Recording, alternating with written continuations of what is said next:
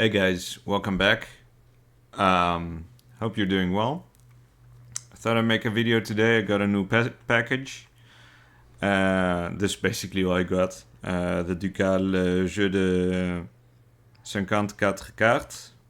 And so this is by Cartomancy. I ordered it off of Amazon France actually, and I discovered that I should order more from there because it took them like 3 days or something to deliver. So I'm pretty impressed. I already opened this, so this is not exactly not a unboxing video, but I did want to show it to you. I took it for a test drive. I shuffled it. I put it back in order just to show it. I actually made a previous attempt to record this video, and it kind of fell through the water. So this is the French pattern playing cards, and this is basically how I got them. They came upside down in the pack, so everything, all the cards, the aces, and all the reversible cards in this deck were actually upside down, and I only discovered later that I was holding it upside down as well. So some of the cards are going to be upside down, others are going to be upright. But so this deck is of particular interest to me because of the different style and the historical names that are used for the court cards here. Because as I have mentioned before, those are a bit strange. They're a bit anachronistic, and it's kind of a weird choice, let's say, of characters to put in. Rather than choose one specific era or one specific story, let's say, it's from all over history, like both ancient and medieval history, basically. And it's kind of this weird hodgepodge of different characters. So we're gonna go over these, and we're gonna check out how the French deck is designed. So as you can see, we start with the Ace of Spades.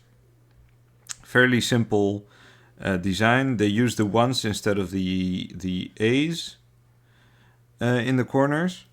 But also it came out as the first card, and then it starts with the king. So the ace is considered higher than the courts in French tradition, and so that's how it comes packaged, and then it goes from high to low. So the king, the first one we have is King David for the spades. I've seen these also with my Genoese tarot. Actually, they have the same characters more or less, but without the names. But so if you look at here right away, the King of Spades, he has the lyre, right? Which is King David is the poet and the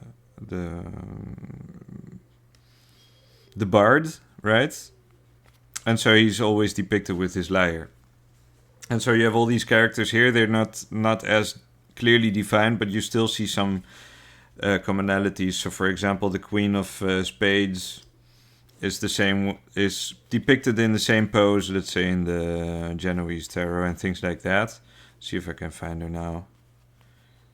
But I've probably showed her before, right? So yeah, this is her with the dolphin on her shoulder. You don't see that here. But yeah, they took some liberties here as well. We're not gonna go through the whole deck now, but it's definitely, it follows the same pattern, right? But it has the tarot added in and things like that. So here it's Queen Palace, or Queen Palace. So the Queen is Palace, the Queen of Spades. And Palace could refer to Palace of Athena. Palace of Athena. But my theory is actually that she may represent Joan of Arc, right? Because she is a similar like warrior maiden symbolism, let's say. And I think these cards were developed in around the time when her death was still like an an apocryphal kind of thing, and she wasn't canonized yet. I think, I'm not sure. So there may have been a reason to replace her name with Palace and just keep it a bit more abstract. And then we have Ogier, and Ogier is the Danish. So it's Holger Danske or Ogier the Dane. who was a Danish knight in service of Charlemagne. And he's often depicted like as a big Viking with a big sword and stuff like that. And then we go from 10 to 2, because the ace is already on top. And as you can see, some cards are reversible. So the 9, for example, is reversible in this deck. But some cards are that I would expect, or that in previous videos I showed that they are reversible, aren't. Right, so we have the 8, for example. In a bicycle deck is 3 and 5. So 3 upright and 5 upside down. But here they've split it diagonally. Wait, the other way. This way. So you have 4 upright and 4 upside down, right? So this one no longer is reversible in the French tradition. But then we have the 7, for example, which again is reversible. And then the 6s, which again in the bicycle deck are reversible. They're 4 up and 2 down. Here they're 3 up and 3 down, and again split diagonally like this. Right, so once again, if I turn it upside down, there's no difference. The 5s again are reversible. The 4s obviously aren't. The 3s again are reversible. The 2s aren't, and then we get back to the ace. So this one was also upside down, but that was because I had shuffled the deck. And then we have the king of hearts is Charlemagne, is Charles. The queen of hearts is Judith from the Bible. And there's also Judith of Flanders, so there may or may not be a connection there. Maybe like chronologically or whatever, but Judith is she's a fairly famous figure from the Bible, so there's no reason to replace her with someone else. Laïr is also interesting, and that's why I mentioned Joan of Arc previously, because he's one of her companions in the 100 Years' War. And that's why I suggest that Pallas may actually be Joan of Arc, or maybe one of the other queens. 10 of Hearts, 9 reversible, 8 non-reversible, and so on. We know the drill now. So with this deck, basically we have 6 fewer reversible cards than in my Major Arcana system, basically. So then you'd end up with 16 cards if you follow those rules. So I probably wouldn't use my own system with this, although I would. I'm still thinking of making a deck that's similar to this, with similar names and stuff like that, but that actually follows the bicycle pattern, and then make it plastic and a bit bigger, like poker size. But yeah. Then we have the Ace of Clubs, and then the King of Clubs is Alexander the Great. The Queen of Clubs is Argine, and Argine is like a fictional queen that's, or like, it's just a generic name allegedly. So it's an anagram for Regina.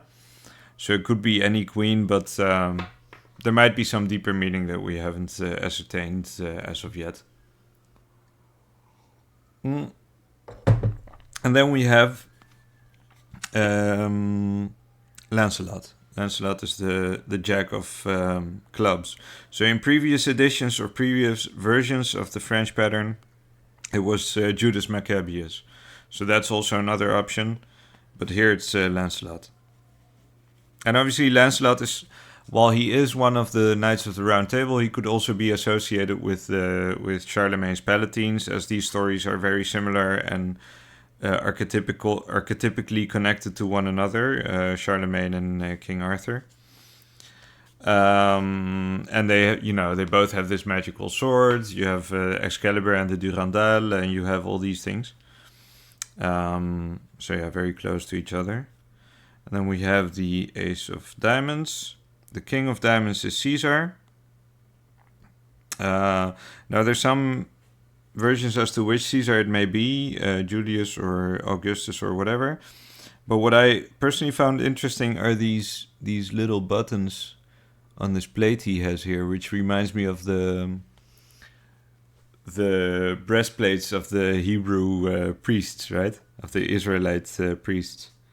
And then we have Rachel. She's allegedly also from the Bible. Could also symbolize someone else. I'm not sure. And then we have Hector. And Hector is an interesting segue here, basically, because this is what initially made me think about, the new chronology and the false chronology and all this stuff. And so I have this picture here that I would like to show you, which I discovered recently. My fencing teacher had posted a post on Facebook that showed these figures. And so these are basically the 9 virtuous heroes, I guess, of mythology and of the Bible and of history, right? That were considered to be like the 9 paragons in the Middle Ages. And there's also 9 women that are basically paired to these guys. Let me see if I can find the picture. Wait, why does it?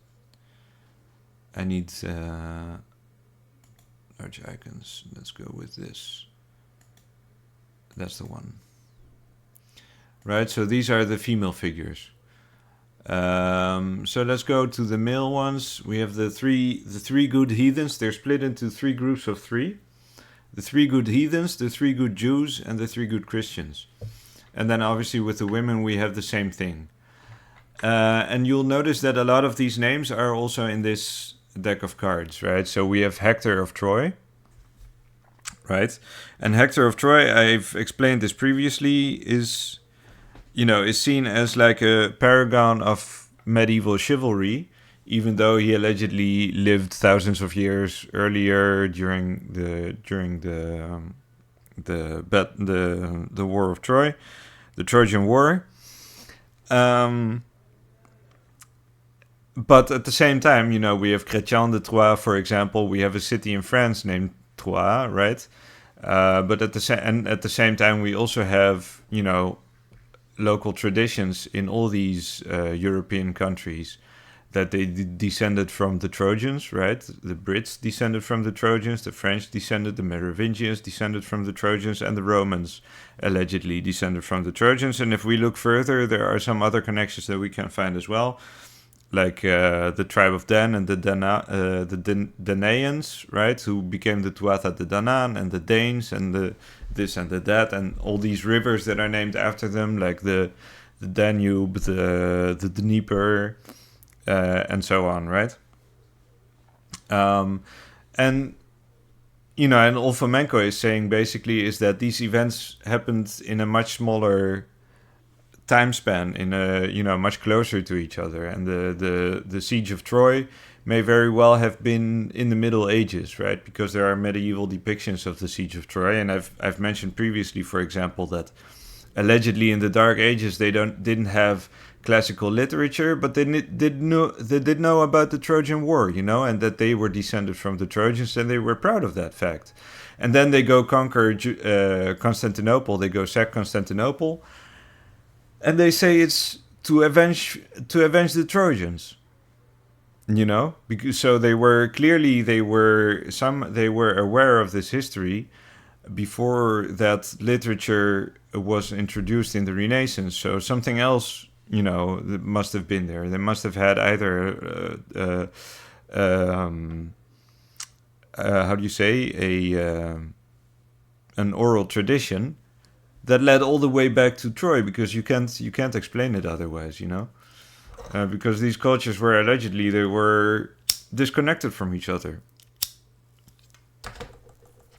right? So that's Hector, right? And he may well have been a knight. He may even have been a crusading knight, and he may even have been heathen. Who knows? Maybe these religions were still present in the Middle Ages and they had a different arrangement than we are being told in the modern history, right? But yeah, we have Alexander the Great, we have Julius Caesar. Those are all in the deck. Then we have Joshua, King David, and Judas Maccabeus. And obviously Judas Maccabeus was replaced by Lancelot. But David is still in there. Joshua is not in the deck. And then we have Charlemagne, King Arthur, and Godefroy de Bouillon. As you can see from the coat of arms, who's also, King Arthur and Godefroy are not included either, right? But we have Charlemagne as the King of Hearts.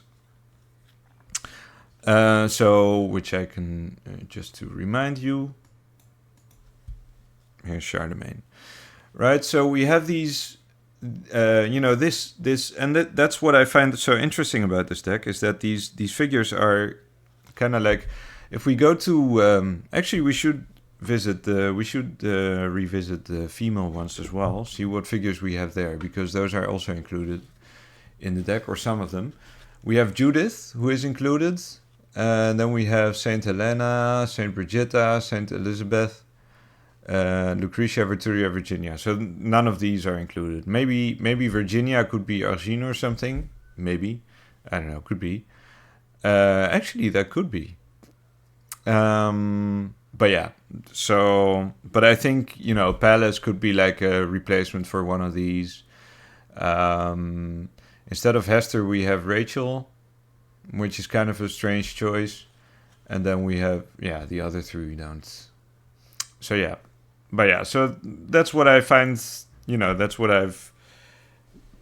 I'm looking into now, because I think there might be a deeper significance to these names. So anyway, we got the Jokers as well. I didn't show you those, right? The Suit of Diamonds, I should go through that as well for a little bit, since we haven't talked over that.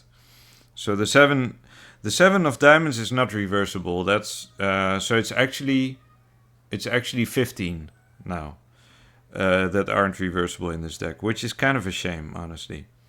But again, that's my bias, right? And so it definitely seems that the Anglo-American tradition of playing cards has a different influence, and I would wager that it's actually Masonic, right? And the 9 is non-reversible. So actually none of the diamonds are actually reversible in this deck, that's another interesting thing. So then we have, then we have only 15 reversible cards in this deck.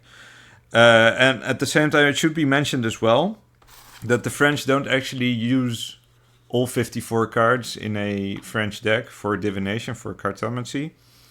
The most well-known after Tarot, or probably before Tarot, because the Tarot de Marseille is still kind of niche even in France. The most used for cartomancy, as far as I could gather from the French Wikipedia page on the subject, is actually the Pique deck with 32 cards. So that's with all the 2s, 2 6s removed. And then it goes 7, so ace, 7, 8, 9, and then the queen and the court cards. So it's 7 cards per suit. Is that correct? Wait, 7 times 4. That's not correct. That would be 28. Yeah, so that's not correct. Wait a minute. Maybe it's actually one less. Now I'm getting confused. Well, anyway, but it's 32 cards as far as I remember. Let me actually just do some math, because I divided by 4 is 8. 8 cards per. Yeah, so then it's maybe it's aces to 6s instead of 2s to 6s. But yeah, so they use those, and I'm actually interested to see. I might shorten this one. You can just take out the cards that have been removed from the Pique deck and just use this one, right? It's the same size, it's the same stuff. So I might experiment with that. It might compensate for the missing reversible cards, right? Or not missing, but like they've changed them, or they have a different tradition. So let's see how this shuffles.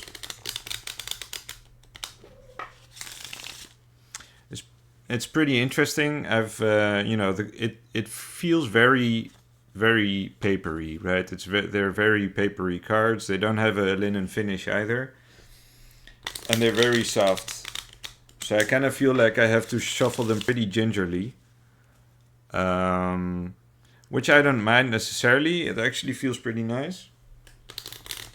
But I think it would depend on my moods on whether I like using these for readings. But at the same time, in all honesty, like the reading itself with these is very smooth. And the cards are pretty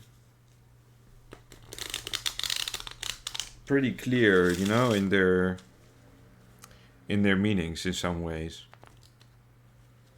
Let me see.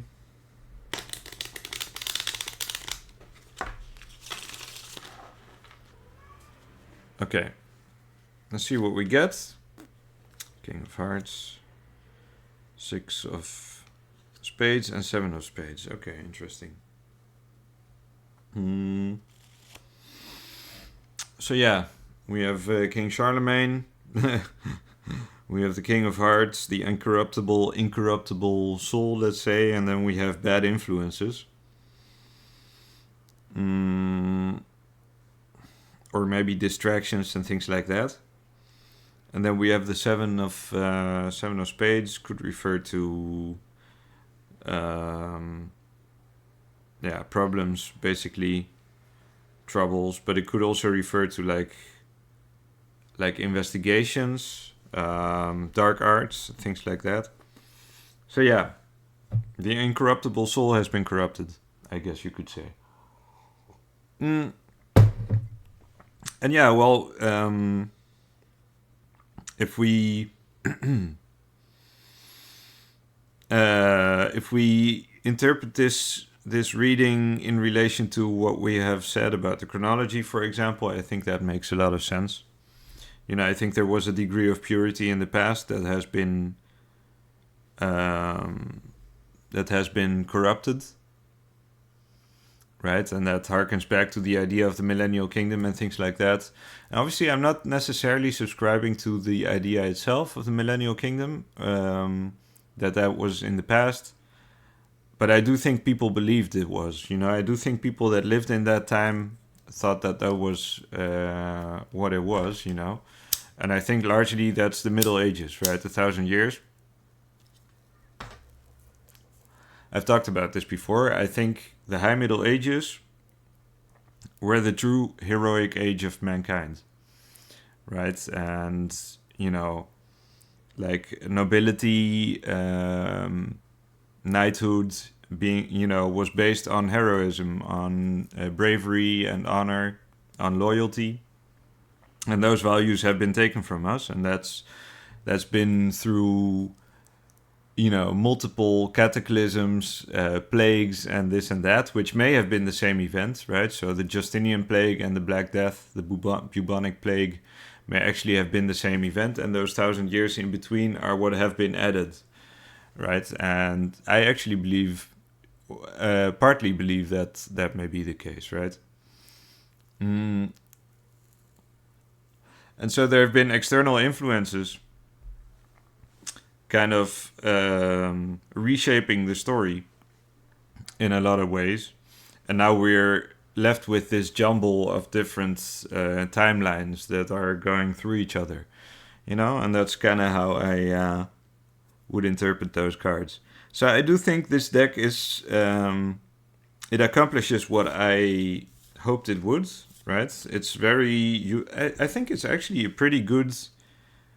deck to use for like historical questions and things like that, you know, that's that I haven't really delved into yet with my cards because most of them are fairly personal. But this actually feels like it could, because of the historical names and things like that as well. I think I could use this for my research, you know. And obviously, you know, it would be funny if I wrote a historical book and I cited, you know, in my citations, I cited my Cartomancy readings, right? Cartomancy. But who knows, you know, at this point, like what sources can you even trust? So yeah, that's my review for today. I'm pretty happy with this deck. It's a pretty fun. It's actually, I was kind of skeptical about it because it was only five euros. And they're bridge sized. I didn't know that actually. I was hoping they were a bit bigger. But with how thin the paper is and how soft the shuffling, it doesn't actually matter. The size doesn't actually matter in this case. It might actually even be in its advantage because it has different designs. So for example, the sevens, the way they're structured here suits this pattern, this size a lot better. They're more centered, and then the 4 numbers in all 4 corners. There's something to this design. And even though I was skeptical also about the chord cards, which are redesigned and redrawn in like of a crummy manner kind of, they're not very pretty. They look a bit sketchy. You have older editions where they're very detailed. They're like etchings basically. Here, like this one, I don't particularly like. Nonetheless, from a distance you don't really notice it. During a reading, it doesn't look out of place. It actually enhances, I think, the readability of the deck. So honestly, I'm very satisfied with this purchase. For like $5, I think you have a very good deck to practice with. Personally, I think I wouldn't recommend this one to start with. If you're interested in the system that I follow, because there are missing reversible cards. So I would recommend starting with a B or a bicycle deck, and just a normal one, right? No fancy stuff, but you could get a plastic one, for example. That could be something you might want to do. Learn to shuffle and see what numbers come up and how they relate to each other. So yeah, hope this was useful in some capacity. And I'll see you guys next time. Bye-bye.